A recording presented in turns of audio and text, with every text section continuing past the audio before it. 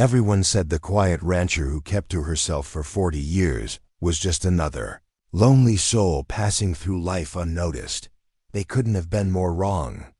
After her death at age 78, Eleanor Ellie Reed's will revealed she wasn't a simple cattle rancher, but one of the FBI's most decorated undercover agents who had helped dismantle 5 major crime syndicates while living in plain sight. The revelation shocked the small town of Pinecrest, Montana, and would lead to an unforgettable lesson about the quiet heroes walking among us. Before we jump back in, tell us where you're tuning in from, and if this story touches you, make sure you're subscribed, because tomorrow I've saved something extra special for you. The morning mist rolled across the sprawling pastures of Whispering Pines Ranch, painting the Montana landscape in ethereal shades of silver and gold. The modest farmhouse stood unchanged since the 1970s, its weathered exterior a stark contrast to the sophisticated surveillance equipment hidden within its walls. For decades, this unassuming property had been home to Eleanor Reed, known to locals simply as Old Ellie, the reclusive cattle rancher who rarely attended town events and seemed to prefer the company of her livestock to people. Now, 3 days after her quiet passing in her sleep, Judge Robert Hanson sat in his chambers, stunned by the document before him. As the executor of Eleanor's will, he had expected a straightforward distribution of a modest estate, perhaps the ranch, left to some distant relative or local charity. What he found instead made his hands tremble. "My name," the will began, "is not simply Eleanor Reed. I am Special Agent Eleanor Cassidy, badge number 7428, Federal Bureau of Investigation, working deep cover since 1980 under Operation Longhorn. With my passing, I authorize the complete disclosure of my service record and request that my real name be restored to me in death." Judge Hanson removed his glasses, rubbing his eyes in disbelief. The unassuming woman who'd lived on the outskirts of Pinecrest for over 4 decades, the woman who haggled over cattle prices at the local auction and complained about the rising cost of feed, had been a federal agent the entire time. The will continued with instructions for the ranch.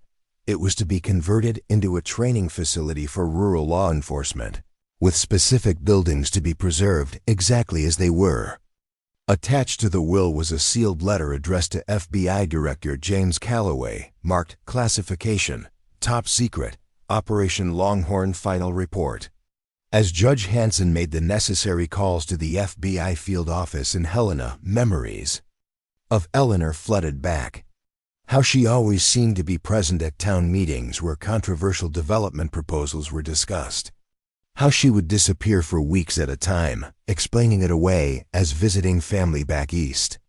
How she somehow managed to be at the diner whenever strangers passed through town. Details that seemed innocent at the time now took on an entirely different meaning. The local sheriff, Mike Donnelly, was the first to arrive at the judge's chambers. At 53, Mike had spent his entire career in Pinecrest and had known Eleanor since he was a rookie deputy. "This has to be some kind of joke, Bob," Sheriff Donnelly said, scanning the documents. "Ellie Reed, an FBI agent? She could barely work her flip phone. Remember when she brought it to the station because she thought it was possessed by demons?" Judge Hanson slid another document across the desk, a letter from the FBI director himself, confirming Eleanor's identity and dispatching a team to secure her property. "It seems, Mike, that Ellie was a better actress than we gave her credit for." By nightfall, black SUVs with government plates had descended on Whispering Pines Ranch. Men and women in suits combed through the property, removing hidden panels in walls, extracting hard drives from seemingly ancient computers, and cataloging decades of surveillance notes hidden beneath floorboards. Among them was Assistant Director Catherine Morgan, a 30-year veteran of the Bureau who had specifically requested to oversee the operation. As she stood in Eleanor's modest kitchen, she ran her fingers over the worn countertop, a small smile playing on her lips. "You knew her?" asked a young agent, noticing Morgan's uncharacteristic display of emotion. "Knew her?" Morgan replied, her voice soft with reverence. "Eleanor Cassidy trained me. She was a legend in the Bureau before she disappeared into this assignment. Most of us thought she'd died years ago." Meanwhile, in the small community center of Pinecrest, an emergency town meeting had been called. The wooden pews were filled to capacity as residents tried to make sense of the revelation. Judge Hanson and Sheriff Donnelly attempted to maintain order as theories and recollections flew across the room.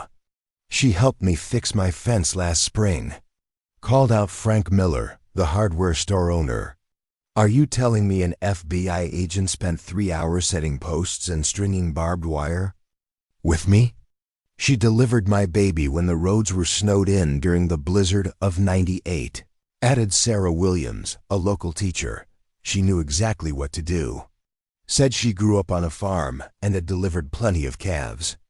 At the back of the room, Clara Jenkins sat quietly, clutching her handbag. At 82, she was one of the few residents who had been in Pinecrest when Eleanor first arrived. As the room quieted, she stood slowly, her voice quavering but clear. "I knew," she said simply. "I've known for almost 30 years." All heads turned toward the elderly woman as she made her way to the front of the room. Sheriff Donnelly helped her to the podium, where she carefully unfolded a yellowed piece of paper. "In 1992, my son Tommy was involved with some bad people from Chicago. Drug dealers who were using our remote location to distribute across state lines. Eleanor caught him making the drop-off at the old mill." Clara's voice grew stronger as she spoke. "She could have arrested him on the spot.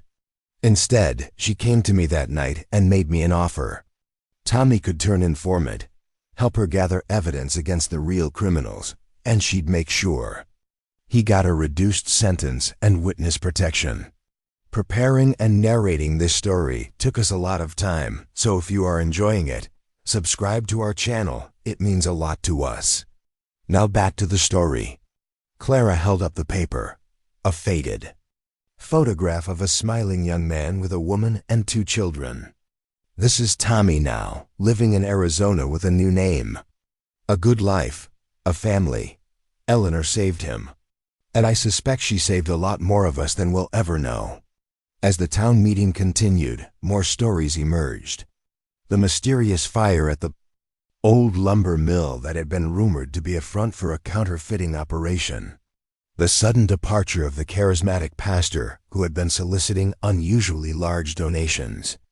The raid on a compound just outside the county line that had made national news. All events that Eleanor had been peripherally connected to. Always in the background. Always watching. Back at the ranch, Assistant Director Morgan stood in Eleanor's bedroom, now transformed into a command center as agents cataloged decades of intelligence. On the bedside table, untouched, sat a worn copy of To Kill a Mockingbird and a simple silver frame containing a photograph of a young Eleanor in her FBI Academy graduation uniform, standing beside another young agent. "That's her husband," Morgan said to the room, though no one had asked. "Agent Daniel Cassidy. They were partners before they were married. He was killed during the operation that led to Eleanor taking this assignment." She picked up the photograph, studying the faces of the young agents, their futures still unwritten.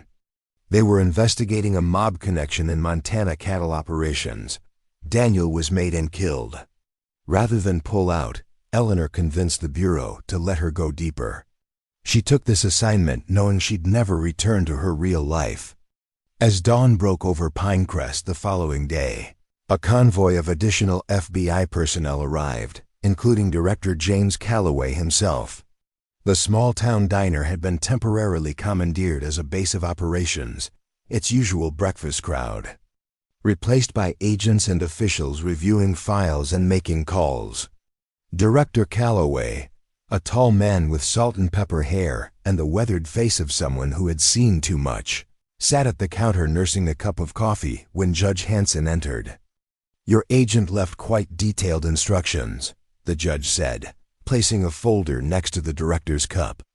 She wanted a public memorial service. Said it was important for the town to have closure. Director Calloway nodded, opening the folder. To review Eleanor's final requests. Eleanor Cassidy understood people. It's what made her extraordinary at her job. She knew this town would need to reconcile the woman they thought they knew with the truth. Did she have family? Judge Hanson asked, someone who knew who she really was all these years. The director closed the folder, his expression unreadable.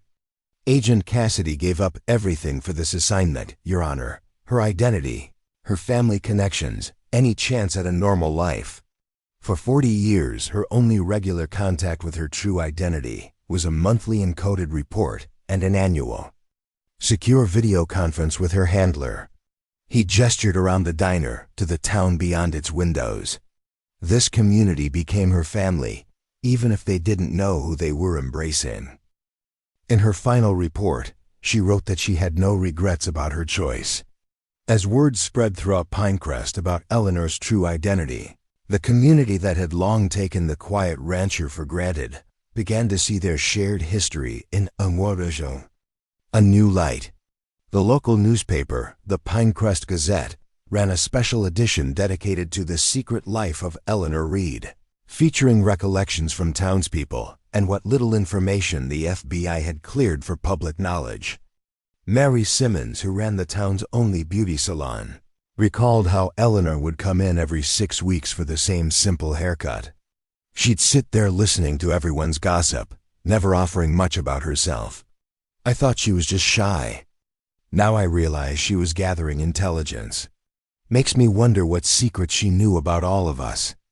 At the Rusty Nail, the local bar, old-timers shared stories of poker games where Eleanor would lose just enough to stay in the game, but never enough to stand out. Sharpest mind I ever met, said Joey Parker, the retired postmaster. Could have cleaned us all out if she wanted to. Makes you think she was playing a much longer game.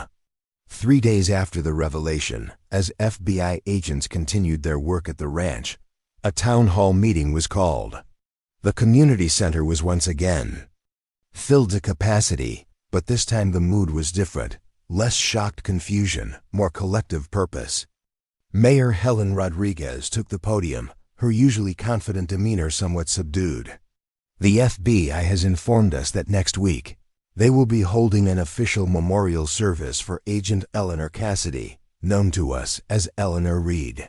Director Calloway has invited all of us to attend, to honor not just the woman we knew, but the hero we never realized was among us. The mayor paused, collecting her thoughts. I've been asked what we, as a community, can do to honor Eleanor's memory. After discussion with the town council, we're proposing that the stretch of County Road 19 that runs past Whispering Pines Ranch be renamed Cassidy Way. Furthermore, we'd like to establish an Eleanor Reed Scholarship for young people interested in law enforcement careers. The proposals were met with unanimous approval, but it was Clara Jenkins who once again rose to speak, making her way slowly to the podium. These are fine tributes, she said, her voice wavering with emotion. But I think Eleanor would want something more meaningful from us. She spent 4 decades living a life for the greater good, sacrificing any chance at a normal life to protect people who never knew they were being protected. The best way to honor her would be to look more closely at our own community, to be the kind of neighbors who notice when something's wrong and have the courage to act. Her words resonated through the hall, sparking murmurs of agreement. Mayor Rodriguez nodded thoughtfully. Clara's right. Eleanor's life was defined by service and sacrifice. Perhaps the most fitting tribute is to continue her work in our own way. As the meeting concluded, Sheriff Donnelly remained behind, staring at the empty podium. Judge Hanson approached, noting his troubled expression. "What's on your mind, Mike?" the judge asked. "I'm the sheriff," Donnelly replied, his voice tight with emotion. "I'm supposed to protect this town. And for 20 years, I had no idea that one of the most effective law enforcement officers in FBI history was living right under my nose. Doing my job better than I ever could. Makes me question everything. Judge Hanson placed a hand on his friend's shoulder. Or maybe it should reassure you. Eleanor chose Pinecrest as her base for a reason. She must have seen something worth protecting here. As preparations for the memorial service continued, the FBI began the delicate process of determining which parts of Eleanor's work could be shared with the public. Assistant Director Morgan led this effort, reviewing decades of reports and operations. "It's extraordinary," she told Director Calloway as they sat in what had been Eleanor's living room. She didn't just maintain her cover. She built an entire intelligence network in rural Montana. Her cattle ranch was profitable because she actually became an expert rancher. She served on local committees to monitor potential targets. She established herself as a cornerstone of this community, while simultaneously using it as her operational base. The director nodded, turning the pages of one of Eleanor's journals. This assignment was supposed to last 2 years. Just long enough to infiltrate the cattle auction networks being used by organized crime for money laundering. But when that operation concluded, she requested to stay. She identified 3 more criminal enterprises using this region as a blind spot, and when those were dismantled, she found more work to do, Morgan finished. Because she understood that rural communities are vulnerable precisely because we don't think to look for sophisticated criminal activity there. She turned what could have been a brief undercover assignment into a lifelong mission, Calloway said.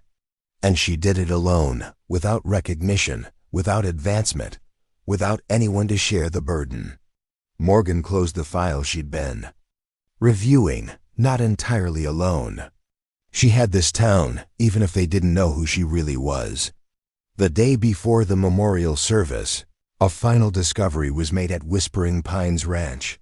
Behind a false wall in the root cellar, agents found a small, climate-controlled room containing dozens of journals, Eleanor's personal thoughts, separate from her official reports. Director Calloway ordered them secured and transported to FBI headquarters, but not before Assistant Director Morgan had a chance to read the final entry, dated just 1 week before Eleanor's death. "Tomorrow marks 40 years since I became Eleanor Reed," the journal read. "Longer than I was ever Eleanor Cassidy. Sometimes I look in the mirror and try to find traces of the young agent who arrived here, filled with grief and determination after Daniel's murder. She wanted justice, revenge even. What she found instead was purpose. I have lived among these people, protected them, watched their children grow and have children of their own.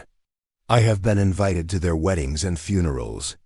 I have celebrated their triumphs and mourned their losses, all while maintaining the necessary distance my mission required. Was it worth the sacrifice? The answer is in the faces of Tommy Jenkins' children, who will never know how close their father came to a life in prison. It's in the safety of the young women who never became victims of the trafficking ring operating through the interstate truck stop. It's in every life that continued undisturbed, because threats were identified and neutralized before they could do harm. I made my choice 40 years ago, and if given the chance, I would make it again." Daniel would have understood. He always said that true courage isn't in grand gestures, but in the quiet commitment to doing what's right, day after day, when no one is watching and no recognition will ever come. My time is drawing to a close. I can feel it in my bones, in the increasing difficulty of maintaining the ranch alone. I have made arrangements for everything. And when I'm gone, perhaps then they can finally know the truth. Perhaps then Eleanor Cassidy can come home and Eleanor Reed can rest. Morgan wiped away a tear as she finished reading, carefully returning the journal to its evidence box. Outside, the Montana sunset painted the ranch in golden light, transforming the modest homestead into something almost magical. She could understand why Eleanor had come to love this place, how it had transformed from an assignment into a home. On the morning of the memorial service, Pinecrest awoke to find the streets lined with black vehicles bearing government plates. FBI agents, state police officers, and law enforcement representatives from across the country had arrived to honor one of their own. The small-town church could barely contain the crowd as locals mingled with officials in a strange but respectful convergence of Eleanor's two worlds. At the front of the church, a simple wooden coffin was draped with both an American flag and a hand-stitched quilt made by the Pinecrest Ladies Auxiliary, a tribute to both sides of Eleanor's life. Beside it stood an easel with two photographs. One of young Agent Eleanor Cassidy in her FBI uniform, the other of Eleanor Reed beside her prize-winning cattle at the county fair 10 years prior. Director Calloway delivered the eulogy, his deep voice filling the church as he struck a careful balance between honoring Eleanor's service and respecting the community's relationship with her. Eleanor Cassidy exemplified the highest ideals of the Federal Bureau of Investigation, he began. Her sacrifice and dedication went beyond what we could reasonably ask of any agent. For 40 years, she lived a double life, maintaining her cover identity while conducting operations that saved countless lives and brought numerous dangerous criminals to justice. He paused, looking out at the sea of faces that hardened. Expressions of law enforcement officials mixed with the tearful faces of townspeople. But perhaps her greatest achievement was not captured in any official report or commendation. It was the life she built here, among you. While maintaining her vigilance and fulfilling her duty, she also became a true member of this community. She could have approached her assignment with clinical detachment. Instead, she embraced Pinecrest and its people with genuine care and commitment. Clara Jenkins nodded from her seat in the front pew, tears streaming down her weathered cheeks. In doing so, the director continued, she demonstrated a profound truth that lies at the heart of all law enforcement, that the purpose of our work is not just to catch criminals, but to protect communities. Eleanor never lost sight of that purpose. She lived it every day for 40 years. After the official eulogy, community members were invited to share their memories. One by one, residents approached the podium, offering glimpses of the Eleanor they had known, the woman who volunteered at the volunteer fire department's fundraisers, who taught local children how to ride horses, who showed up with casseroles during times of tragedy. Sheriff Donnelly spoke of how Eleanor had always supported the local police department, offering suggestions framed as innocent questions that inevitably led to breakthroughs in difficult cases. She made me a better sheriff, he admitted, without me ever realizing I was being mentored by one of the best. As the service concluded, a rifle salute was fired outside the church, the sharp cracks echoing across the town square. A bugler played taps as the flag was ceremonially folded and presented to Clara Jenkins, whom Eleanor had named as her symbolic next of kin. The procession to the cemetery stretched for over a mile, virtually the entire town following behind the hearse. Eleanor was laid to rest beside her husband, Agent Daniel Cassidy, whose body had been disinterred from an unmarked grave and relocated to Pinecrest at Eleanor's request.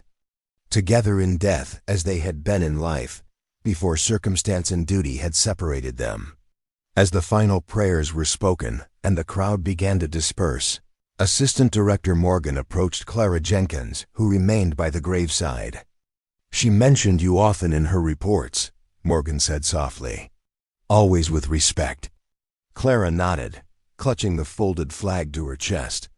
"I kept her secret all these years.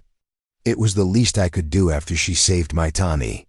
Morgan hesitated, then reached into her jacket to withdraw a small envelope. "Eleanor left instructions that this should be given to you after the service. Her personal effects will be released once they've been processed, but she wanted you to have this immediately." Clara accepted the envelope with trembling hands. Inside was a key and a handwritten note. "Clara, the North Pasture holds more than cattle. The key opens a safety deposit box at First Montana Bank. Box 743. What you find there is my gift to Tommy's children and their future. Thank you for sharing your family with a lonely agent who had none of her own. 3 days after the memorial service, as FBI agents prepared to conclude their work at Whispering Pines Ranch, Director Calloway called a final meeting with Judge Hanson, Sheriff Donnelly, and Mayor Rodriguez. Eleanor was very specific about the disposition of her property, the director explained, gesturing to the rolling pastures visible through the farmhouse window. The ranch is to be converted into a training facility, but with a specific focus, teaching rural law enforcement how to identify and combat sophisticated criminal enterprises operating in remote areas. Sheriff Donnelly leaned forward, intrigued. You mean like a specialized academy? Exactly, Calloway confirmed. Eleanor believed that criminal organizations increasingly target rural communities, precisely because law enforcement resources are stretched thin and local officers may not be trained to recognize certain patterns. She envisioned a place where sheriffs, deputies, and small-town police from across the country could learn the techniques she developed over 4 decades. Mayor Rodriguez nodded thoughtfully. That would bring jobs to Pinecrest. Instructors, support staff, service industries to support the trainees, and continue Eleanor's legacy, added Judge Hanson. Protecting communities like ours. As they discussed the practical details of establishing the facility, a young FBI agent entered with a satellite phone. Director, Washington is on the line. They're asking about the task force. Calloway excused himself, stepping onto the porch to take the call. When he returned, his expression was grave.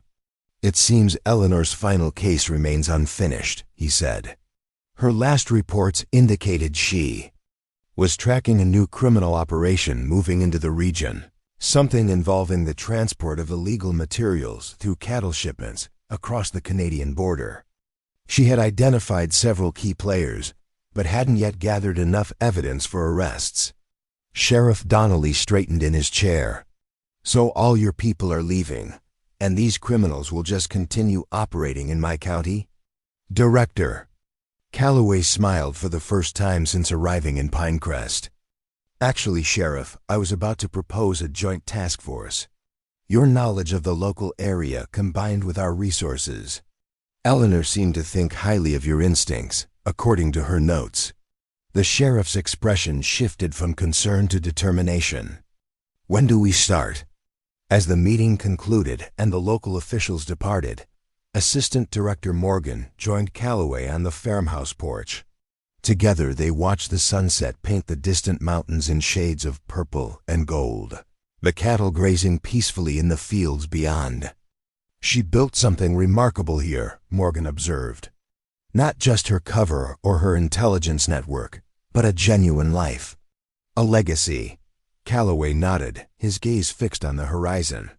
Eleanor Cassidy understood something fundamental that many agents never grasp. Our job isn't just about catching bad guys. It's about protecting good people, their homes, their families, their way of life. She never lost sight of why we do what we do. As darkness fell over Whispering Pines Ranch, lights began to appear in the windows of homes throughout Pinecrest Valley. From this vantage point, Eleanor had watched over them all for 40 years, a silent guardian, whose greatest achievement was that her community never knew they needed protection. The small-town rancher who died alone had, in fact, never truly been alone. She had been surrounded by the people she dedicated her life to protecting, even if they never knew the sacrifices she made for them. And now, even after her death, her work would continue, through the training facility that would bear her name, through the sheriff she had subtly mentored, and through a community forever changed by the revelation of the hero who had lived among them. In the end, Eleanor Cassidy's greatest undercover operation hadn't been about infiltrating criminal organizations. It had been her quiet demonstration that true heroism isn't about recognition or glory. It's about doing what's right, day after Day when no one is watching and no recognition will ever come. The morning after the memorial service, Assistant Director Morgan sat alone in Eleanor's farmhouse kitchen, surrounded by the remnants of the undercover agent's daily life. A well-worn coffee mug still sat in the dish rack. A handwritten grocery list remained magnetized to the refrigerator.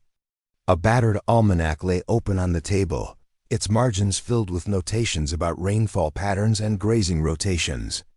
These ordinary objects told the story of a life meticulously crafted, a cover identity that had, over decades, become as real as the woman beneath it. Morgan's contemplation was interrupted by a sharp knock at the screen door. Sheriff Donnelly stood on the porch, his expression tense. "We may have a problem," he said without preamble. River Road was blocked this morning by a cattle truck that accidentally jackknifed. The driver disappeared before my deputies arrived. I've got reports of unusual activity at the old Wilson property by the Canadian border. Morgan immediately recognized the pattern from Eleanor's final reports. They're testing response times, checking to see if law enforcement routines have changed since Eleanor's identity was revealed. The sheriff nodded grimly. That's what I figured. They know she was watching them, and they want to see if her eyes were the only ones paying attention. Morgan grabbed her jacket, already moving toward the door. "Show me everything." Eleanor's last reports mentioned the Wilson property specifically. As they drove through the winding back roads of Pinecrest County, Sheriff Donnelly filled Morgan in on the history of the area. The Wilson property, a defunct cattle operation with strategic proximity to an unmanned border crossing, had changed hands multiple times in recent years, always through shell companies and distant investors. Eleanor flagged it 3 months ago, Donnelly explained, turning onto a rutted dirt road. Nothing obvious, just noticed the property wasn't being used for actual ranching despite the occasional cattle truck coming and going. She asked casual questions around town about who owned it now. Started photographing vehicles that visited. They crested a hill, and the sheriff cut the engine, coasting to a stop behind a stand of pines that offered a view of the Wilson property below. Morgan raised binoculars to scan the seemingly abandoned ranch complex, a cluster of weathered buildings surrounding a large barn. At first glance, it appeared deserted, but her trained eye caught subtle signs of activity. Fresh tire tracks, a satellite dish partially concealed under a tarp, thin wisps of smoke from what might be a generator exhaust. "She was right," Morgan murmured. "This isn't just local criminal activity. This has all the hallmarks of a sophisticated operation." "Drugs?" the sheriff asked, squinting at the distant buildings. Morgan shook her head. Eleanor's final reports suggested something else. "The pattern doesn't fit narcotics trafficking. The movement is wrong, the security too elaborate for the volume." She suspected weapons, possibly military grade, being moved across the border. Donnelly's expression darkened. "In my county? Right under my nose?" "That's exactly why they chose this location," Morgan explained. "Rural areas with stretched resources where an occasional cattle truck won't raise suspicions." Eleanor understood their methodology because she thought like they did, always assessing vulnerabilities, always looking for blind spots. They watched in silence for several minutes, before a dust cloud appeared on the horizon, a vehicle approaching the property from the direction of the Canadian border. Morgan documented it with a long-range camera as Sheriff Donnelly radioed his deputies to run the plates discreetly once the vehicle returned to public roads. "We need to establish surveillance," Morgan said as they drove back toward town. "But we can't risk spooking them. They're already on alert after Eleanor's identity was revealed." Sheriff Donnelly nodded thoughtfully. "I might have an idea about that." Eleanor wasn't the only one who understood this community. Back in town, the sheriff led Morgan to the backcountry cafe, Pinecrest's morning gathering spot. The bell above the door announced their arrival, and several heads turned to watch them claim a booth near the window. Conversation, which had momentarily paused, resumed at a slightly lower volume. Small towns run on information, Donnelly explained quietly as the waitress brought coffee without being asked. Everyone knows everyone's business, which Eleanor used to her advantage. But the flip side is that strangers stand out. We can't put FBI surveillance teams on that property without announcing our presence. Morgan nodded her understanding. So what's your solution? The sheriff smiled, gesturing subtly around the cafe. These people. Eleanor protected them for 40 years without them knowing. Maybe it's time they returned the favor. Over. The next hour, various residents stopped by their booth for seemingly casual conversations. Frank Miller from the hardware store mentioned that his hunting cabin overlooked the Wilson property, and he'd be happy to let law enforcement use it as an observation post. Sarah Williams, the schoolteacher, noted that her brother made regular deliveries to farms along the border and could keep an eye out for unusual activities. Joey Parker, the retired postmaster who knew every back road in the county, offered to map out potential surveillance points. They want to help, the sheriff explained as they left the cafe. Eleanor was one of them, even if they didn't know her real identity. This is personal now. Morgan was impressed but cautious. We can't put civilians at risk. We're not asking them to intervene, Donnelly clarified. Just to be our eyes and ears, to notice what Eleanor would have noticed. Besides, he added with a grim smile, these folks aren't as helpless as you might think. Most of them have been hunting these mountains since they could walk. Over the next 3 days, a remarkable operation took shape, not through official channels, but through the invisible networks of small-town life. Local hunters reported unusual tire tracks near the border. The propane delivery man noted excessive fuel orders for supposedly vacant properties. High school students working on a conservation project photographed unfamiliar vehicles from ridgelines above suspicious locations. Information flowed into the sheriff's office through casual conversations, folded notes passed at church, and observations shared over coffee at the backcountry cafe. Morgan watched in amazement as the community transformed itself into an intelligence gathering network more effective than any official operation could have been in this terrain. This is how she did it, Morgan realized, watching Sheriff Donnelly pin another report to the growing investigation board in his office. This is how one agent covered so much territory for so long. She didn't just observe the community, she became part of its nervous system. On the 4th day, Clara Jenkins arrived at the sheriff's office clutching a weathered leather journal. Her hands trembled slightly as she placed it on Donnelly's desk. Eleanor gave this to Tommy years ago, she explained. For safekeeping. Said if anything ever happened to her, he should wait until things settled, then bring it forward. The journal contained hand-drawn maps of underground storage facilities beneath the Wilson property, detailed notes on personnel movements spanning years, and a complex network of shell companies linking the operation to a Serbian arms dealer, known to international authorities. She knew, Morgan said, carefully examining the journal's contents. She knew she was running out of time to finish this case. So she created a backup plan. Clara nodded, her eyes bright with unshed tears. That was Eleanor. Always 3 steps ahead, always prepared. She told Tommy once that in her line of work, you had to accept that you might not be around to see the end of the story. What mattered was making sure the story could continue without you. Armed with Eleanor's intelligence and the community's ongoing observations, Morgan established a joint FBI local task force. Rather than bringing in outside agents who would immediately be spotted, she worked with Sheriff Donnelly to identify trustworthy deputies and state police officers familiar with the area. Eleanor spent years gathering this intelligence, Morgan told the assembled team in the sheriff's conference room. We don't have that luxury.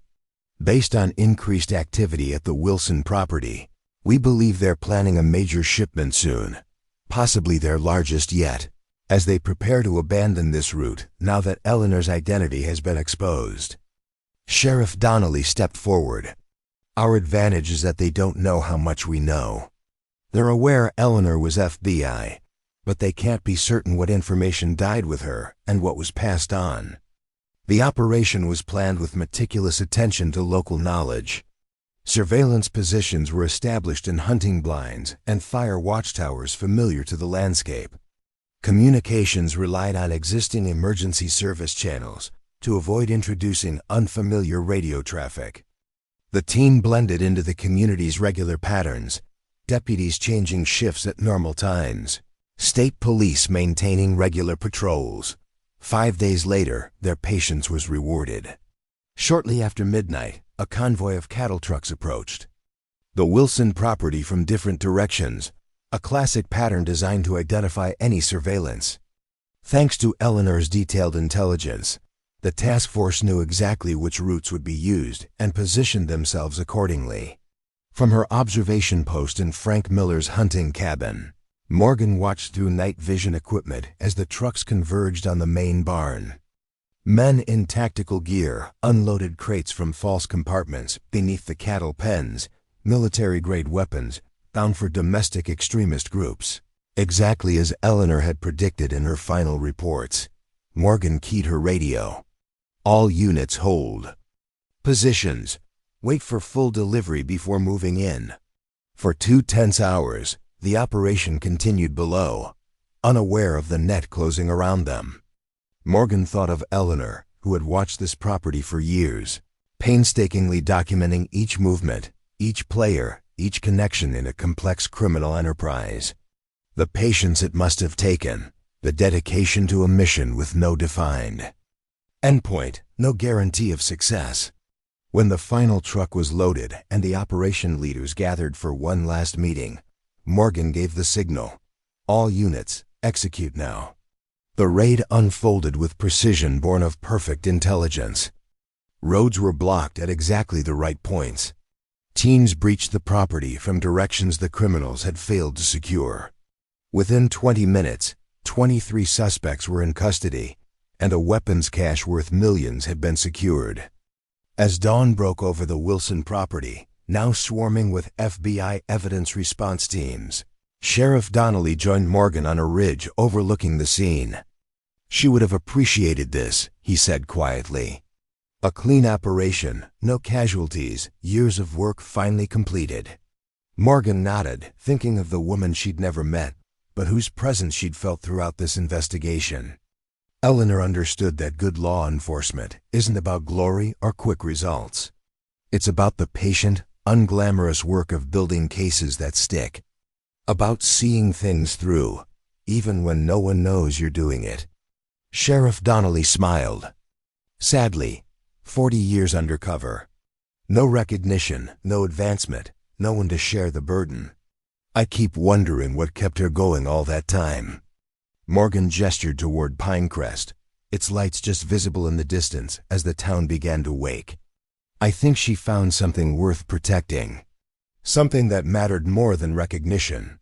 The raid on the Wilson property made national news, bringing a flood of media attention to the small town of Pinecrest. Journalists descended on the backcountry cafe, eager for quotes about the legendary undercover agent who had lived among them. FBI headquarters issued carefully worded statements acknowledging the culmination of a long-term operation initiated by Special Agent Eleanor Cassidy, while protecting operational details that remained classified. Through it all, the residents of Pinecrest maintained a protective silence about certain aspects of Eleanor's life among them. They shared stories of her kindness and community involvement, but deflected questions about her methods or contacts. They had become the guardians of her legacy, carrying forward her mission in their own way. A week after the raid, as the media attention began to wane, Director Calloway returned to Pinecrest for a private meeting with town leaders. In the same community center where they had gathered after Eleanor's identity was first revealed, he now shared the Bureau's plans for Whispering Pines Ranch. Construction of the training facility will begin next month, he explained, displaying architectural renderings on a projector screen. The Eleanor Cassidy Center for Rural Law Enforcement will welcome its first class of trainees in approximately 1 year. Mayor Rodriguez examined the plans with approval. This will be a tremendous asset for our community, not just economically but symbolically. Eleanor's work will continue. That's what we're hoping to achieve, Calloway confirmed. Agent Cassidy developed methodologies specifically adapted to rural environments, techniques that aren't taught in standard FBI training but proved remarkably effective. We want to preserve and propagate that knowledge. Judge Hanson, who had been quietly observing, finally spoke. There's something I've been wondering, Director. Eleanor was here for 40 years. Surely there were opportunities for her to conclude her assignment, to return to a normal life. Why did she stay? Calloway exchanged glances with Assistant Director Morgan before responding. We asked her that same question during her annual reviews. Her answer was always the same: the work isn't finished. Morgan added softly, but I think it became more than the work. In her personal journals, she wrote about Pinecrest as home, about how her cover identity had, in many ways, become her true self. Sheriff Donnelly nodded thoughtfully. She once told me, though I didn't understand the significance at the time, that sometimes when you wear a mask long enough, it stops being a mask. It becomes another face, just as real as the one beneath. Later that evening, as sunset painted the mountains in golden shadow, Clara Jenkins sat on her porch with Assistant Director Morgan. Between them rested a photo album Clara had compiled, images of Eleanor throughout her years in Pinecrest, captured at community events, cattle auctions, and quiet moments on her ranch. I want you to have this, Clara said, pushing the album toward Morgan, for your training center, so the new agents can see what a lifetime of service really looks like. Morgan accepted the gift with reverence, turning pages that chronicled the evolution of Eleanor Reed from newcomer to beloved community fixture. Did she ever express regrets about the choices she made? Clara considered the question, rocking gently in her chair. Not regrets, exactly. There was a sadness sometimes, especially on quiet winter evenings when she'd come for dinner. Once, after too much wine, she mentioned a niece she'd never met, her brother's daughter, born after she went undercover. Said the hardest part wasn't giving up her own chance at family, but missing the family that continued without her. Morgan nodded, understanding the weight of such sacrifices, and yet she stayed. She stayed, Clara confirmed, because she found purpose here, not just in her FBI work, but in being part of something. In belonging. She gestured toward the town below, lights beginning to twinkle in the gathering dusk. We like to think we're independent out here, but the truth is, we survive by looking out for each other. Eleanor understood that better than most, maybe because she carried such a burden alone. The following morning, Morgan joined Sheriff Donnelly for a final visit to Whispering Pines Ranch before returning to Washington. FBI technicians had completed their work, cataloging Eleanor's files and removing classified materials. The house stood quiet, its rooms emptied of operational equipment, but still filled with the personal touches that had made it Eleanor's home. In the kitchen, Morgan ran her fingers over the worn countertop where Eleanor had prepared countless meals. It's strange. I never met her, yet I feel like I know her now. Sheriff Donnelly nodded, leaning against the doorframe. That's how most of us feel. We thought we knew Eleanor Reed for 40 years, only to discover we didn't know her at all. Yet somehow, learning about Eleanor Cassidy has only deepened our understanding of who she really was. Both identities were real, Morgan observed. The dedicated FBI agent and the community-minded rancher, neither was false. As they walked the property one last time, Sheriff Donnelly shared stories of Eleanor, how she'd taught local kids to fish in the pond behind the house, how she'd opened her barn for community dances during harvest season, how she'd quietly delivered firewood to elderly residents during harsh winters. She once told me that ranching and law enforcement had Something in common, he recalled.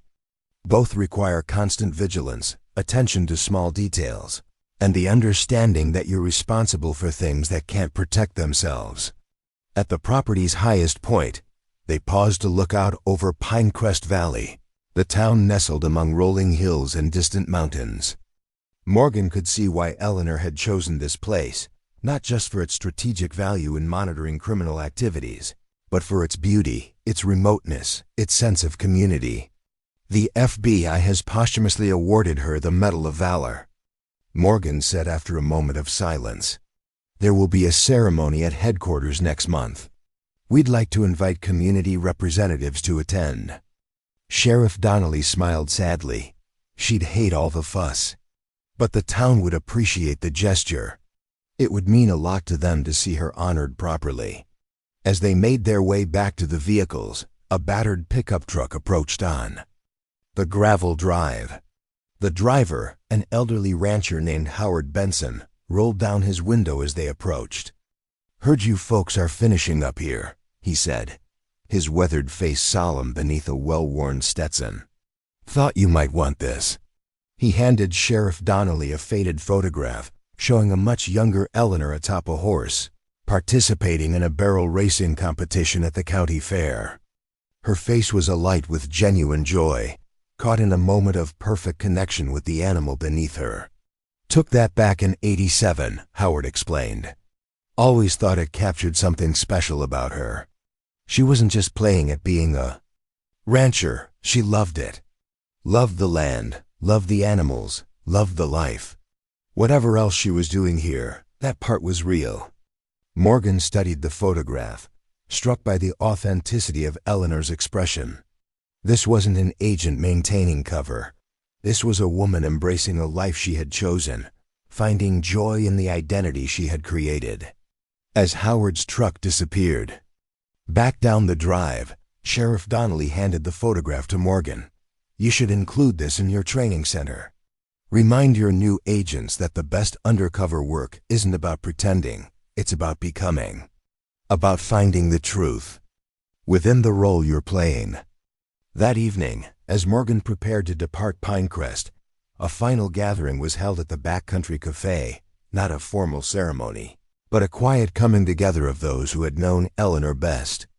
Stories flowed as freely as coffee and pie, each resident contributing a thread to the tapestry of memories that kept Eleanor present among them.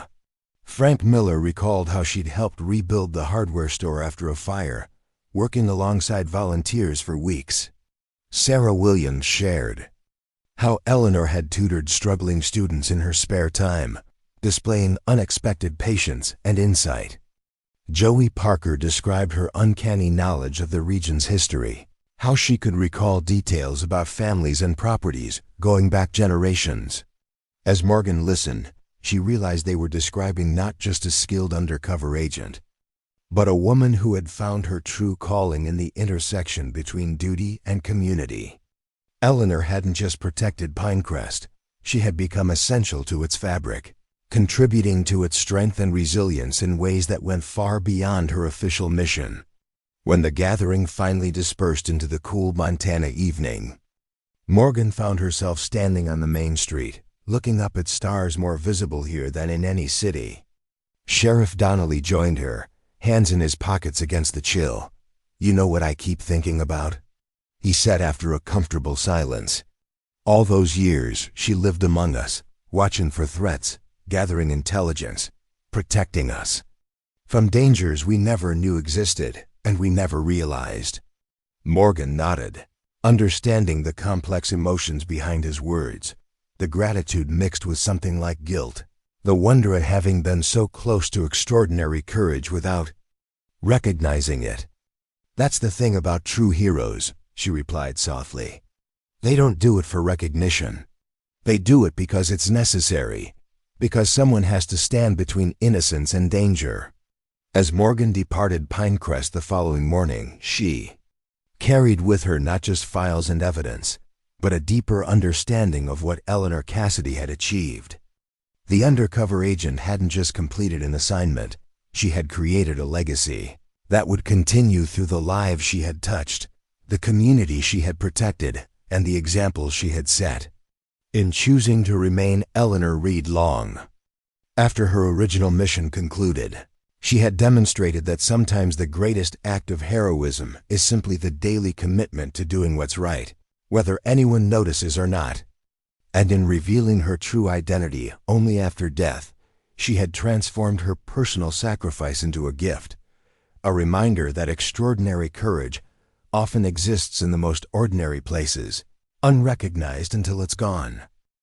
6 months after the discovery of Eleanor Cassidy's true identity, the transformation of Whispering Pines Ranch was well underway.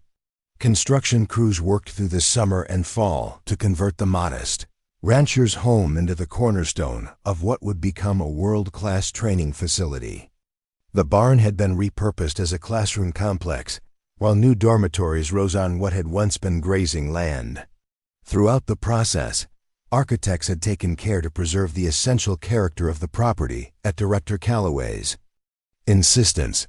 The ranch house remained largely unchanged, a living museum to the woman who had called it home for 4 decades. On a crisp October morning, Sheriff Donnelly walked the perimeter of the construction site with Maggie Reynolds, the project manager from FBI headquarters. Frost crunched beneath their boots as they surveyed the progress, their breath forming. Clouds in the mountain air. The first training session is still on schedule for February? Donnelly asked, pausing to examine the nearly completed firing range. Reynolds nodded, consulting her tablet. 24 participants in the inaugural class, all from rural jurisdictions similar to Pinecrest. The application pool was much larger than we anticipated. Apparently, Eleanor's story has resonated throughout the law enforcement community. Not surprising, the sheriff replied. Every small-town cop knows what it's like to cover too much territory with too few resources. The idea that one woman managed to monitor criminal activity across 3 counties for 40 years, that's the kind of methodology people want to learn. As they continued their tour, a pickup truck approached along the gravel drive, Montana State Police markings on its doors. Chief Ranger Susan Martinez stepped out, clutching a file folder. "Mike," she called to the sheriff, "we got something interesting from the wildlife cameras." The state police had installed remote cameras throughout the region after the Wilson property raid, monitoring for any resurgence of criminal activity along the border. For months, they had captured nothing but deer, elk, and the occasional lost hiker. Martinez spread several printouts on the hood of her truck, night vision images showing 2 men examining an abandoned hunting cabin 10 miles from the Canadian border.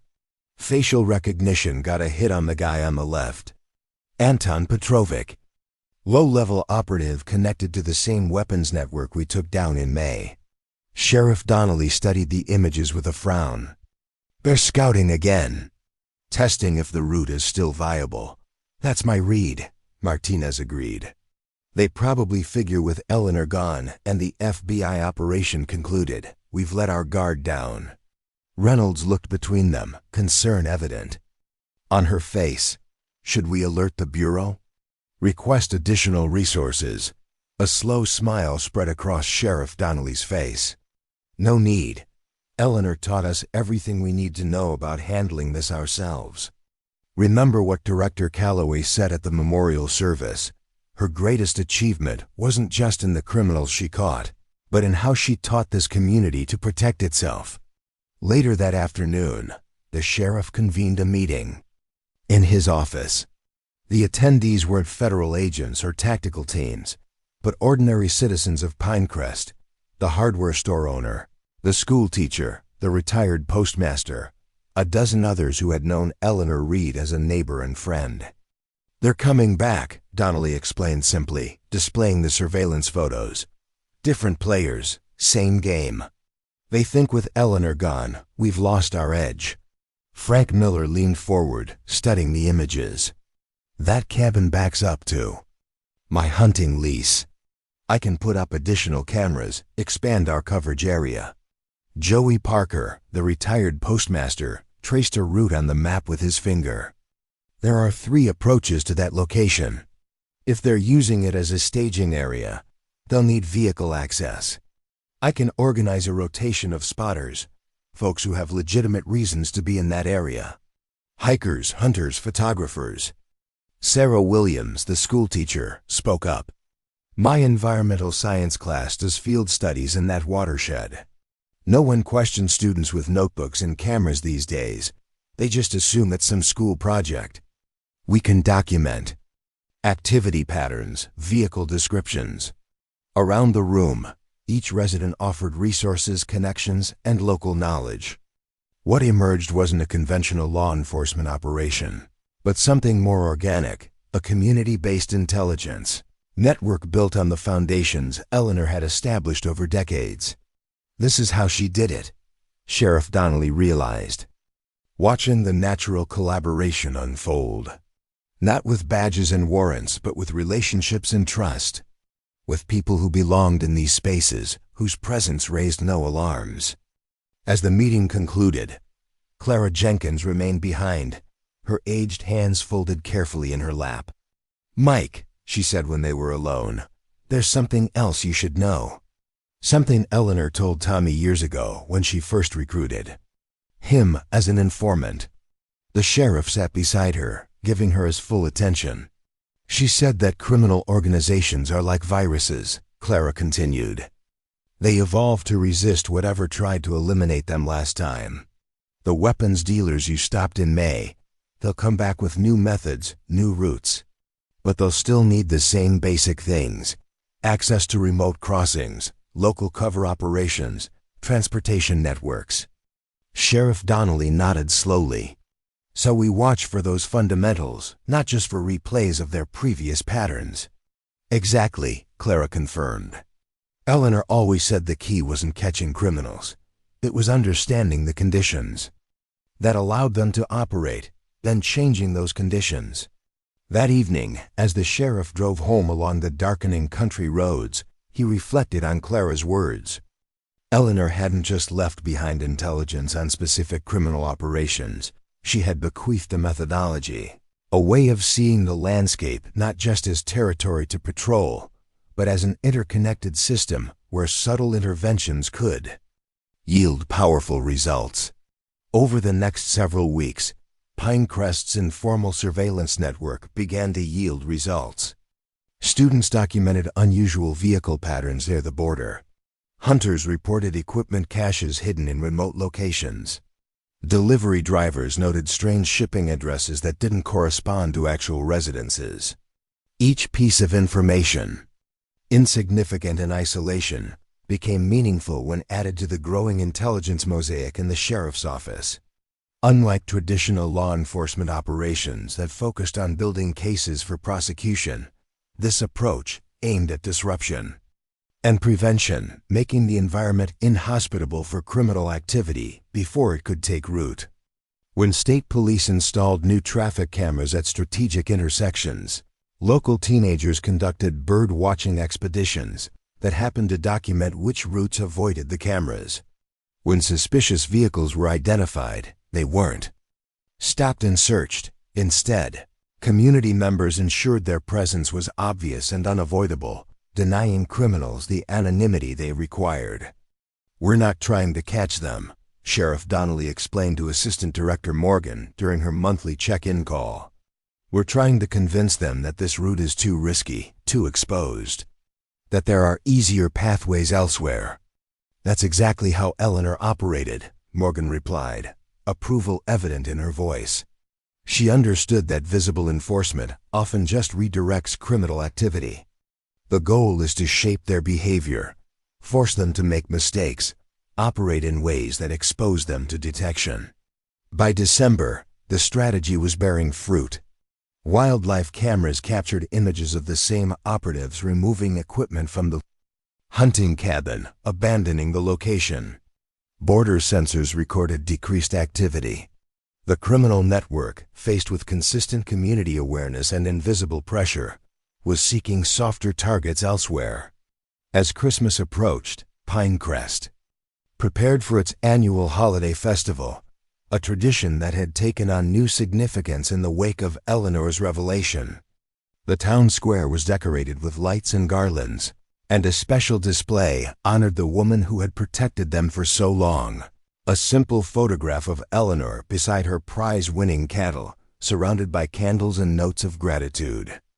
On Christmas Eve, as snow fell gently on the gathered community, Mayor Rodriguez addressed the crowd from the steps of the town hall. 1 year ago, none of us knew the truth about the quiet rancher who lived at Whispering Pines, she began, her voice carrying across the hushed square. We didn't know that while we went about our daily lives. Eleanor Reed, Agent Eleanor Cassidy, was standing guard, protecting us from threats we never imagined. The mayor gestured to the illuminated construction site visible on the distant hillside. Now her legacy continues, not just through the training center that bears her name, but through something more profound. Eleanor taught us that true security doesn't come from locked doors or high fences. It comes from community vigilance.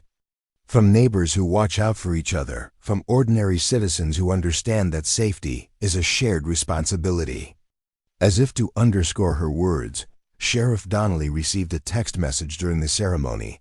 Another wildlife camera had captured images of the suspicious operatives, now crossing into Idaho, seeking territory where they weren't known, where the community wasn't watching. The following morning, as families across Pinecrest gathered to exchange gifts and share meals, Clara Jenkins opened her door to find an unexpected visitor, Director Calloway himself, standing in the gently falling snow. I hope I'm not intruding, he said, removing his hat. I was in the region for the holidays and wanted to deliver this personally. He handed Clara a small, carefully wrapped package. Inside was a velvet box containing Eleanor's FBI service medal, posthumously awarded for her decades of undercover work. The official ceremony was held at headquarters last week, Calloway explained as Clara invited him in from the cold. But it seemed right that this should come home to Pinecrest, to the people who were her true family. Over coffee at Clara's kitchen table, the FBI director shared stories of Eleanor's early career, her brilliance at the academy, her fearlessness in her first assignments, the devastating loss of her partner and husband that had led to her deep cover mission in Montana. What I've never understood, Clara said, cradling her mug in weathered hands, is why she never requested reassignment. 40 years is an unprecedented duration for undercover work. Director Calloway's expression grew thoughtful. We asked her that question during her annual reviews. In the early years, she would cite operational necessity, the ongoing investigations, the developing intelligence networks, but in later decades, her answer changed. He reached into his briefcase and withdrew a sealed file folder. This is Eleanor's final psychological evaluation, conducted via secure video conference 6 months before her death. Given what's happened since, I've received authorization to share a portion of it with you. The director opened the folder and read from the psychiatrist's notes. Agent Cassidy no longer views her assignment as separate from her identity. When asked about potential retirement or reassignment, she responded, Eleanor Reed is not a cover identity anymore. She is me, as much as Eleanor Cassidy ever was. The community I've built here, the life I've created, the work I do protecting these people. This isn't an assignment anymore. It's my purpose. I could no more abandon it than I could stop breathing. Clara wiped away a tear, nodding in understanding. That sounds like the Eleanor we knew. Fiercely protective, deeply committed.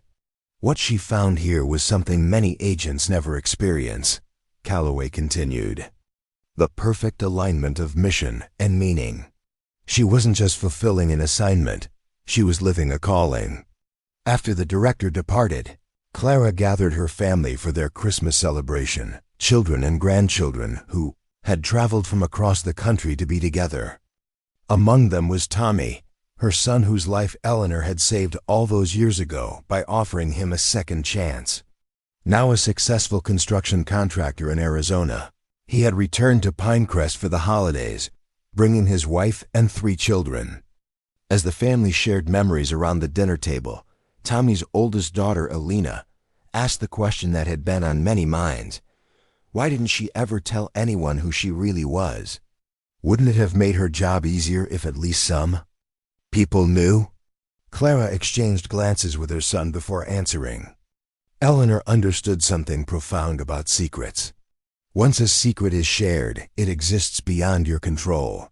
Every person who knows becomes a potential vulnerability, not because they would intentionally betray it, but because knowledge itself creates patterns, changes behaviors in subtle ways that others can detect. Tommy nodded, adding his perspective. She told me once that the best cover isn't just a story or a disguise. It's a complete life, lived authentically. She didn't just pretend to be a rancher, she became one. She didn't just observe the community. She contributed to it. That's why no one ever suspected. But wasn't she lonely? Elena persisted. Living a lie for so long? Clara smiled gently. That's the beautiful paradox, dear. By committing so completely to her cover identity, Eleanor found a kind of freedom. The relationships she built, the impact she had, those were entirely real. She may have carried secrets, but she lived a life of genuine purpose and connection. As winter gave way to spring, construction at Whispering Pines Ranch reached completion. The Eleanor Cassidy Center for Rural Law Enforcement stood ready to welcome its first class of trainees, sheriff's deputies, tribal police officers, forest rangers, and game wardens from rural jurisdictions across the country, all coming to learn the methodologies Eleanor had pioneered. The day before the official opening ceremony, Assistant Director Morgan led Sheriff Donnelly on a final inspection tour. The facility balanced modern training capabilities with the rustic character that had defined Eleanor's home. The ranch house itself had been preserved as a living museum and seminar space, its kitchen still equipped with Eleanor's worn cookware, its living room furnished with her beloved books. She would have hated all this attention, Donnelly remarked as they walked through the main classroom building, where Eleanor's service photograph hung prominently beside her FBI credentials. Morgan smiled in agreement. Absolutely. But she would have loved the purpose. Everything here is designed to multiply her impact, to take what one extraordinary agent accomplished alone and teach those methods to hundreds of others. They paused at a special display case containing artifacts from Eleanor's dual life. Her ranch ledgers alongside her coded intelligence reports, her prize-winning cattle trophies beside her posthumous FBI medals. But the centerpiece was something more personal. The weathered copy of To Kill a Mockingbird found on her bedside table, a pressed wildflower marking a page where Scout realizes that sometimes the most courageous people are those whose bravery goes unrecognized. The following morning, Pinecrest welcomed visitors from across the country for the center's dedication ceremony. FBI officials in formal attire mingled with local ranchers in well-worn boots. Law enforcement officers from dozens of rural agencies toured the facilities that would train future generations in Eleanor's methods. As the ceremony began, Director Calloway took the podium to address the gathered crowd. Today we dedicate this center not just to the memory of Special Agent Eleanor Cassidy, but to the methodology she developed, the approach to rural law enforcement she pioneered, and the community-based security model she established. He gestured to the beautiful landscape surrounding the facility. Eleanor could have served the Bureau in many capacities. With her skills and intelligence, she could have risen to the highest ranks of the organization. Instead, she chose to remain here in this place, developing an approach to rural security that recognized the unique strengths and vulnerabilities of communities like Pinecrest. The director paused, looking out over the assembled faces. FBI agents and local residents united in their respect for the woman who had bridged their worlds. What made Eleanor's approach revolutionary wasn't sophisticated technology or complex protocols. It was her understanding that true security emerges from community awareness, from neighbors who notice patterns, from local knowledge that can't be replicated by outside agencies. She demonstrated that one person, deeply embedded within a community, could accomplish what dozens of visiting agents never could. As the director continued, Sheriff Donnelly found himself watching the faces in the crowd. The hardware store owner who had expanded his hunting cabin to serve as a surveillance post. The schoolteacher whose students had documented suspicious activities as part of their environmental studies. The retired postmaster whose knowledge of local roads had proven invaluable in tracking criminal movements. These ordinary citizens had taken up Eleanor's mission, transforming from passive beneficiaries of her protection to active participants in their community's security. They weren't law enforcement officers, but they had become essential partners in the work of keeping Pinecrest safe. When the formal ceremony concluded, guests were invited to tour the facility. In the ranch house living room, now configured as a seminar space, Clara Jenkins stood before a timeline of Eleanor's life and career. Young FBI trainees gathered around her, eager to hear firsthand accounts of the legendary agent. The most important thing to understand about Eleanor, Clara told them, is that she never saw her assignment as a sacrifice or a burden. She viewed it as a privilege, the opportunity to protect something valuable, to serve a purpose greater than herself. One of the trainees, a young woman from a small department in rural Oregon, asked the question many had wondered, but 40 years undercover, didn't she ever want recognition? Acknowledgement of her work? Clara's answer came without hesitation. Eleanor understood something profound about true service. She once told Tommy, though he didn't grasp the full meaning at the time, that real impact often happens in the shadows, that the most important work is frequently invisible. She said, "If no one knows what you prevented, you've done your job perfectly." As evening fell over Whispering Pines Ranch, the visitors departed, leaving behind a facility that would begin its real work the following day. Sheriff Donnelly remained behind, walking the property one last time before the trainees arrived. He found himself drawn to the small garden behind the ranch house, a patch of native wildflowers Eleanor had carefully tended for decades. Assistant Director Morgan joined him there, both of them silently contemplating the legacy they were now responsible for carrying forward. "You know what I find most remarkable about Eleanor's story?" Morgan said finally. "She could have approached her assignment as something temporary, something to endure until she could return to real life. Instead, she embraced it completely, finding purpose and meaning in the identity she created." Sheriff Donnelly nodded, watching the sunset paint the distant mountains in shades of gold and purple. "That's the lesson I hope these trainees take from this place. That meaningful work isn't about titles or recognition. It's about impact, about making a difference whether anyone notices or not." As darkness settled over the ranch, lights came on in the windows of the new dormitories, the classroom buildings, the refurbished barn. What had once been one woman's quiet outpost had transformed into a beacon of knowledge and methodology that would spread across rural America.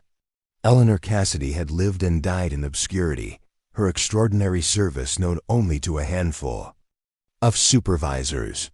But in death, her approach to community-based security, her methodologies for rural law enforcement, and her model of selfless service would influence generations of officers yet to come. The small-town rancher who died alone had left behind a legacy that would multiply beyond measure, not through fame or acclaim, but through the quiet, persistent work of those who followed her example, protecting communities from threats they might never know existed. In the end, Eleanor's greatest gift wasn't just the decades she had devoted to protecting Pinecrest, but the model of service she had established, the demonstration that true heroism rarely announces itself with sirens and badges, but works quietly in the background, seeking no recognition, content in the knowledge that others sleep safely because of vigilance they will never see. 1 year after the opening of the Eleanor Cassidy Center for Rural Law Enforcement, a steady stream of vehicles wound their way up the gravel road toward Whispering Pines Ranch. Law enforcement officers from across the country had gathered for the first anniversary celebration and graduation ceremony for the center's inaugural class of trainees. The transformation of the property was complete. What had once been a modest cattle operation now featured state-of-the-art classrooms, tactical training areas, and dormitories, all designed to blend harmoniously with the natural landscape. Eleanor's original ranch house remained the heart of the complex, preserved as a living museum and meditation space, where trainees could connect with the remarkable woman whose methodologies they had spent months studying. Inside the main auditorium, built where the largest cattle barn had once stood, Sheriff Mike Donnelly adjusted his tie nervously. As the keynote speaker for the graduation ceremony, he felt the weight of responsibility to properly articulate the lessons of Eleanor's life and work. "You look like you're facing a firing squad instead of a friendly crowd," Assistant Director Morgan observed, approaching with 2 cups of coffee. She handed one to the sheriff, her expression sympathetic. "I'm not much for public speaking," Donnelly admitted, accepting the coffee gratefully. "Especially not in front of the FBI director and half the law enforcement leadership in the western states," Morgan smiled. "Just speak from experience.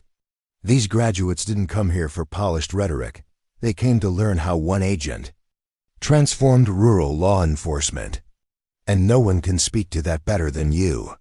The sheriff nodded, glancing around the filling auditorium. Among the graduates in their formal uniforms, he spotted familiar faces from Pinecrest. Clara Jenkins settled into a front row seat. Frank Miller from the hardware store helping Sarah Williams navigate the crowded aisle. Joey Parker distributing programs with the same efficiency he had once sorted mail. "It's amazing how many locals showed up," Morgan remarked, following his gaze.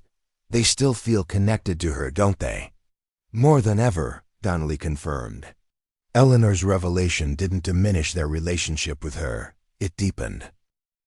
They're proud to have been part of her story, even unknowingly. As the ceremony began, Director Calloway offered brief opening remarks, emphasizing the uniqueness of the Cassidy Center's approach.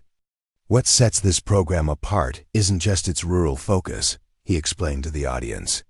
"It's the fundamental philosophy that effective law enforcement emerges from community integration, not just tactical capability."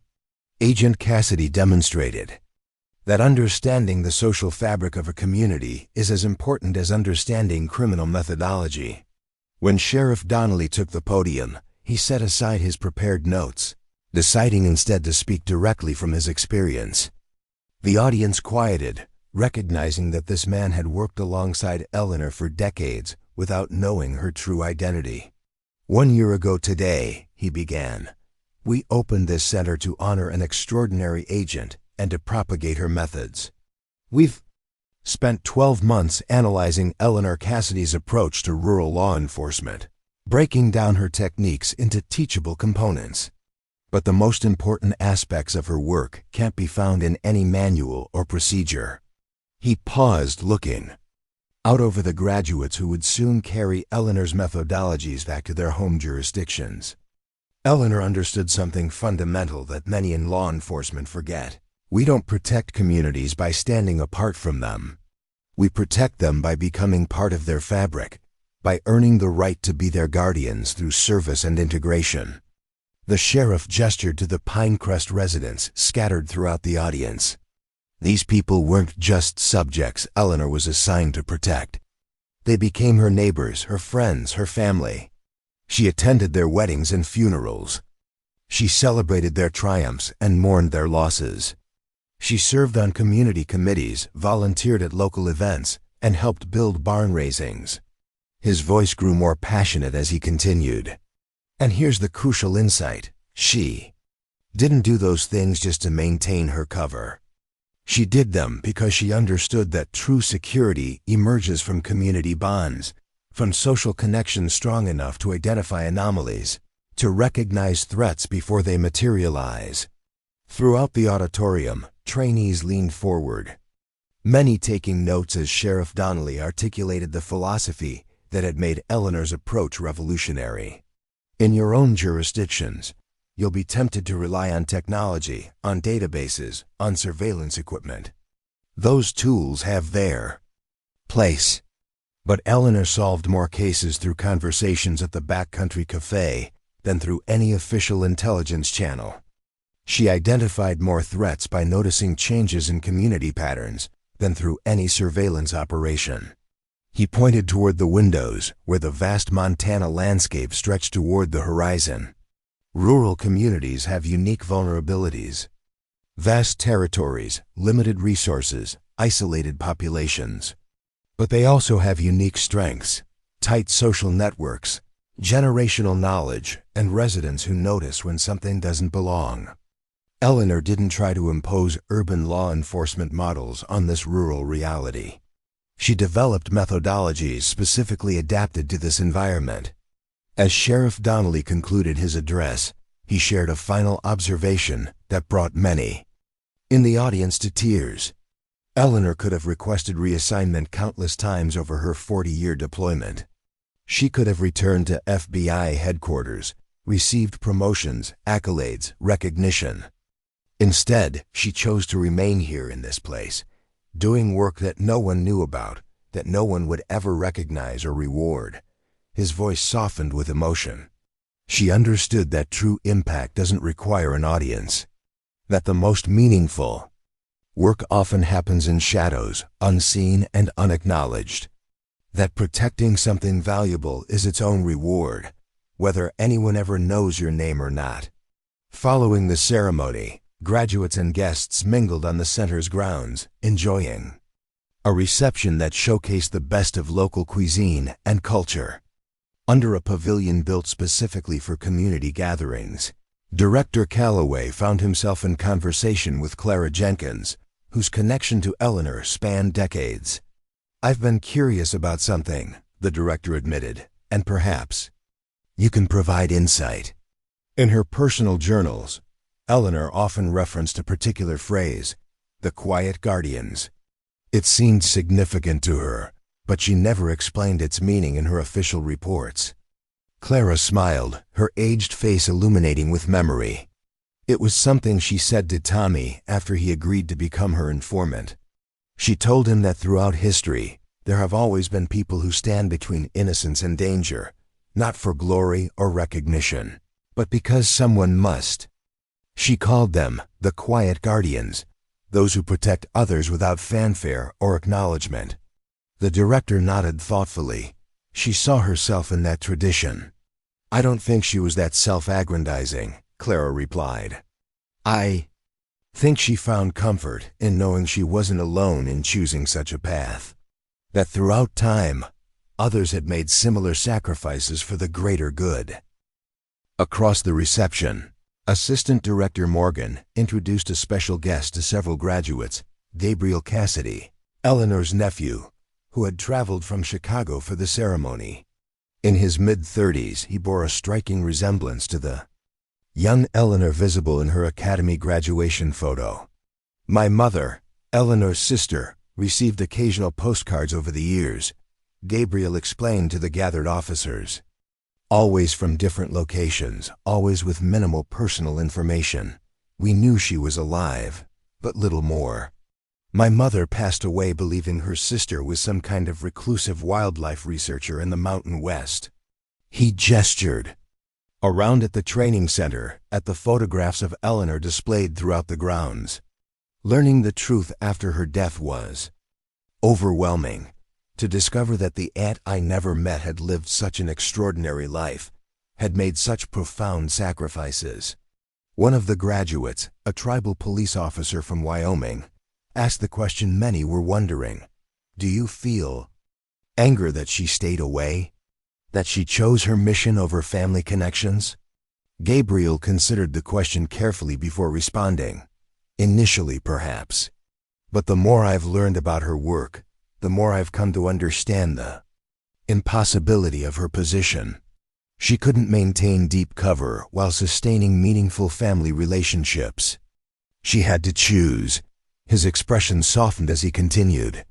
"And she didn't choose career advancement or personal glory. She chose to protect people who would never know they were being protected."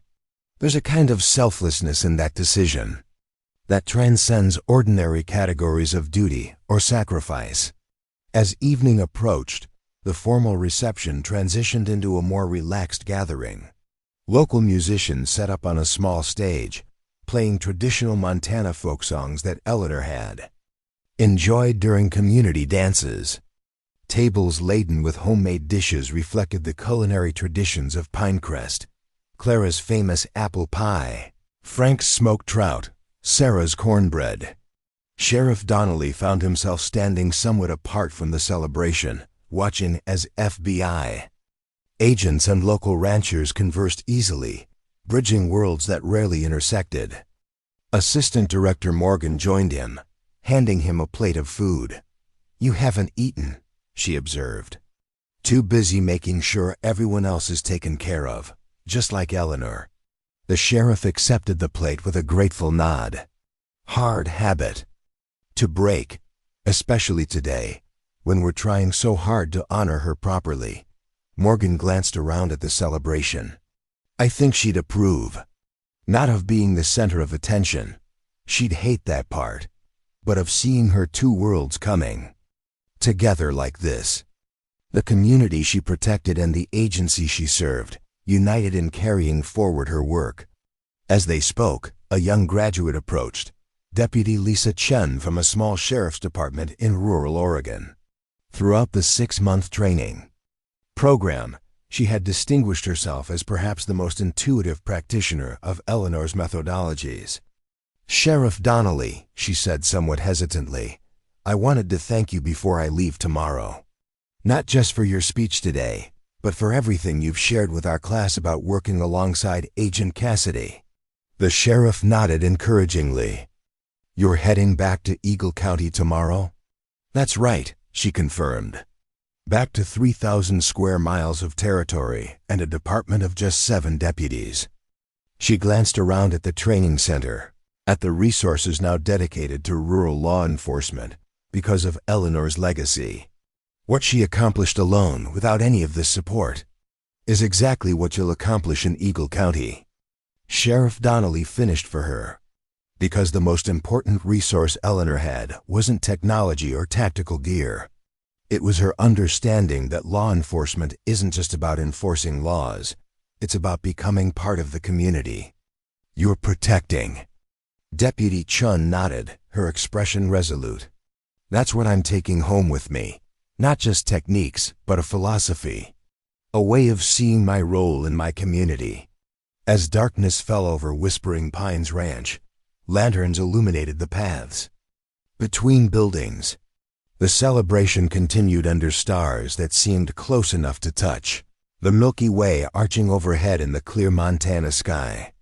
Director Calloway found a quiet moment to address the graduating class one final time, gathering them near the original ranch house. "Tomorrow you'll return to your jurisdictions across the country," he told them. "You'll go back to communities facing challenges similar to what Eleanor encountered here: vast territories, limited resources, sophisticated criminal enterprises exploiting rural vulnerabilities. You'll be tempted to feel overwhelmed, to believe the task is impossible." The director gestured toward Eleanor's home, its windows warmly lit against the night. "Remember that one woman, working alone without recognition or support, protected 3 counties for 40 years. She didn't do it with superior firepower or advanced technology. She did it by embedding herself within the community, by developing methodologies specifically adapted to rural realities, and by believing that the work itself mattered more than any acknowledgement or reward."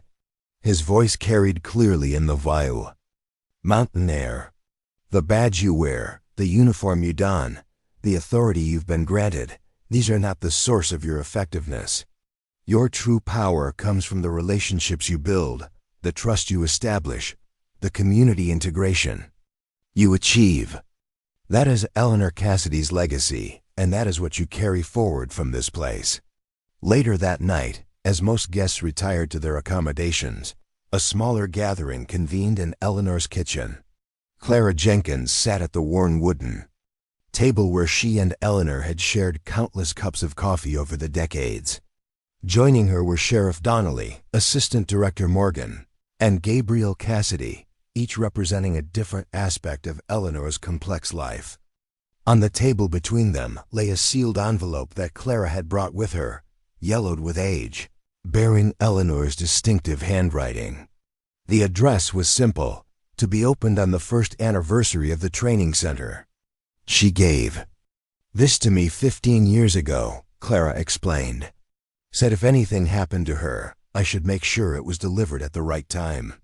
I'd almost forgotten about it until I was going through some old papers last week. With careful hands, she opened the envelope and withdrew several handwritten pages. The date at the top indicated Eleanor had written the letter in 2010, long before her identity was revealed while she was still living as the reclusive rancher of Whispering Pines. If you're reading this, the letter began, then my identity has been revealed and some form of recognition has been established for the work I've done here. Knowing the Bureau's penchant for memorials, I suspect there may even be something named after me by now. The small group exchanged smiles at Eleanor's prescience. I write this not seeking further acknowledgement, but to ensure that certain truths don't get lost in whatever narrative emerges after my death. The most important being this: I did not make a sacrifice by remaining in Pinecrest for 40 years. I made a choice, one that brought me purpose, connection, and a deeper understanding of what truly matters in a life of service. Clara paused. In her reading, emotion momentarily overwhelming her. Assistant Director Morgan gently took the letter, continuing where she had left off. When I first arrived in Montana, I was consumed by grief and rage after Daniel's murder.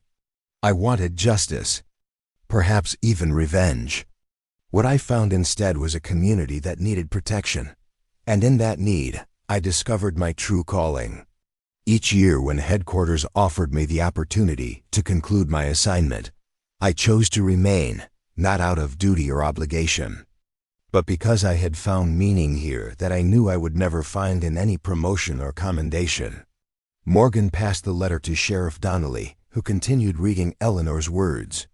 The Bureau will likely focus on the cases I solved, the criminal enterprises I dismantled, the intelligence I gathered. These achievements, while significant, are not what I consider my legacy. My true contribution was in demonstrating that effective law enforcement emerges from community integration, not imposition. That security is not something provided to a community from outside, but something cultivated from within. The sheriff handed the final page to Gabriel Cassidy, Eleanor's nephew, who read his aunt's concluding thoughts.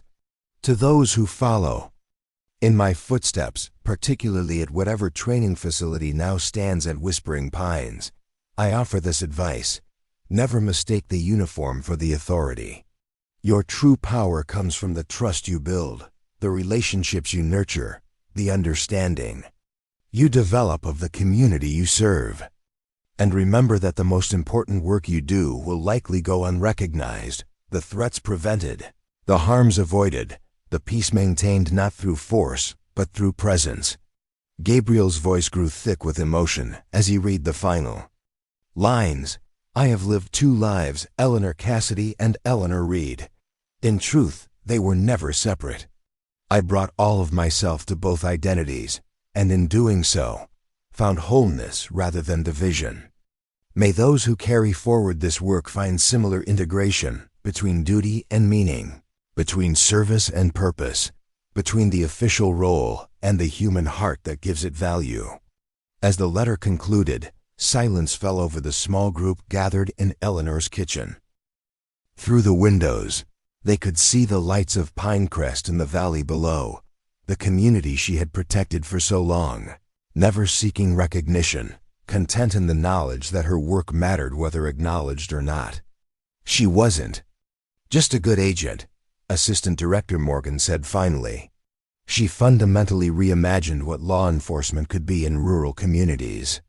Sheriff Donnelly nodded in agreement. And the incredible thing is that she did it without any institutional support. She developed these methodologies alone, adapting to local realities, creating an approach that suited this specific environment. Gabriel, who had never known his aunt in life, traced his fingers over her handwriting. It's strange. I came here feeling robbed of a family relationship. But reading her words, understanding her choices, I feel connected to her in a way I never expected. Like I've been given a gift rather than denied one. Clara, who had known Eleanor better than anyone, smiled gently. That was her way. Even in absence, she gave people exactly what they needed: perspective, understanding, a sense of purpose larger than themselves. The following morning, as the graduates prepared to depart for their home jurisdictions, a final ceremony took place in the meadow behind Eleanor's house. Each trainee received a small pine seedling, cultivated from the trees that had sheltered Whispering Pines Ranch for generations. These represent Agent Cassidy's legacy, Director Calloway explained as the saplings were distributed. Take them back to your communities. Plant them where they can grow and thrive for decades to come, just as you'll plant the methodologies you've learned here. In time, both will provide shelter and strength to those you've sworn to protect. Deputy Lisa Chun accepted her seedling with particular reverence, already envisioning where she would plant it in the small community garden near her department's headquarters in rural Oregon. Like many of her fellow graduates, she had arrived at the Cassidy Center expecting to learn tactical skills and investigative techniques. She departed with something far more valuable: a philosophy of service that would guide her entire career. As the caravan of vehicles began winding down the mountain road, returning graduates to their communities across the country, Sheriff Donnelly and Assistant Director Morgan stood on the porch of Eleanor's house, watching them depart. One agent in one rural community, Morgan observed. Now her approach is spreading to hundreds of jurisdictions nationwide. The sheriff nodded, a smile touching his weathered face. Eleanor would hate being called a visionary or a pioneer. She'd say she was just doing what needed to be done in the place where she found herself. And that's precisely what made her extraordinary, Morgan replied. She never sought to create a legacy. She simply lived according to her deepest values day after day, year after year. The legacy created itself. As the last vehicle disappeared from view, they turned back toward the training center, where the next class of rural law enforcement officers would arrive in just 2 weeks. Eleanor's methodologies would be taught again. Her approach to community-based security passed on to another generation of quiet guardians. That evening, as sunset painted the Montana sky in shades of crimson and gold, Clara Jenkins made one final visit to the small cemetery where Eleanor rested beside her husband, Agent Daniel Cassidy. She placed fresh wildflowers on both graves, then sat on the simple bench installed for contemplation. "You should have seen it, Eleanor," she said, softly to the quiet stones. "All these young officers heading back to their communities, carrying your methods, your philosophy. The seeds you planted here are spreading across the country." Clara smiled, remembering her friend's characteristic modesty. "You'd hate all the fuss, of course. You'd say you were just doing your job. But that's what made you special. You never saw your work as just an assignment. You saw it as a calling, as something worth giving your whole self to." As twilight deepened into night, Clara remained on the bench, reflecting on Eleanor's extraordinary life and legacy. The small-town rancher who had lived among them for 40 years had transformed not just Pinecrest, but the very concept of rural law enforcement. She had demonstrated that true security emerges not from force or authority, but from integration and understanding. That the most effective guardians are those who become part of the communities they protect, who serve without expectation of recognition or reward. In the distance, lights began to appear in the windows of Pinecrest, homes and businesses Eleanor had protected for decades without anyone knowing. Now, because of her example, communities across the country would benefit from similar protection. from officers trained in her methodologies, inspired by her dedication. The undercover FBI agent who died alone had, in the end, never truly been alone.